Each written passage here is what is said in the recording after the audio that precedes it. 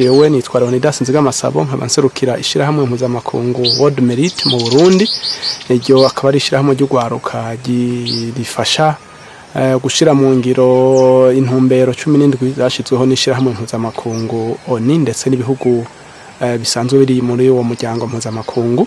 Hama kuri uyu musozi twariyumviye umugambi noneho twavuga ko twawimviye ku rwego rw'u Burundi, n'umugambi wo gusubizaho ibiti kama vya kera hano mu Burundi. Tukaba rero ishirahamwe World Merit twariyemeje gutanguza uwo mugambi wo gutanguza gushiraho kugwiza ibiti vya kera. Aho rero niho twiyumvira uwo mugambi nyene two gukora. Murabona umugambi utegura hariho ibiba bikenewe, hariho ivy'uburyo niki turashobora kuronka ishirahamwe rigenze ushobora kudufata mu mugongo, ishirahamwe bita Emerald Plan Foundation riri muri Australia.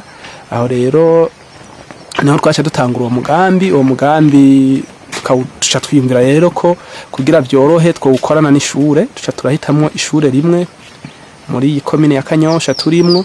Twarimviye ishure bita Ecofo Gitongo, turayigera abarirongoye ndetse turasaba n'uruhusha mu butegetsi, hama umugambi urajaho.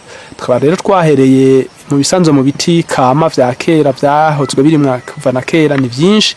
Twahereye rero ku giti two kwita umunsange. Ico giti rero cy'umunsange twagihisemwo tufuye kwiyumvira uko nyene. Ni giti ubwa mbere gikoreshwa mu buvuzi,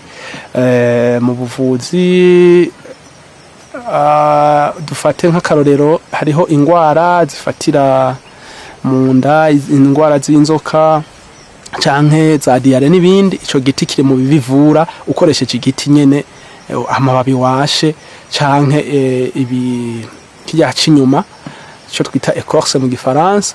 Rero ico giti nico twiyumviye, hama kikaba n'igiti gifise n'akamaro kubijanye no kugwiza kanovera k'isi. Aho ico giti giteye, isi iragira kanovera na cyane mu byo bita azote, ku buryo uharimye ibintu usanga ico giti ntikiza gutuma haba itituka ry'isi.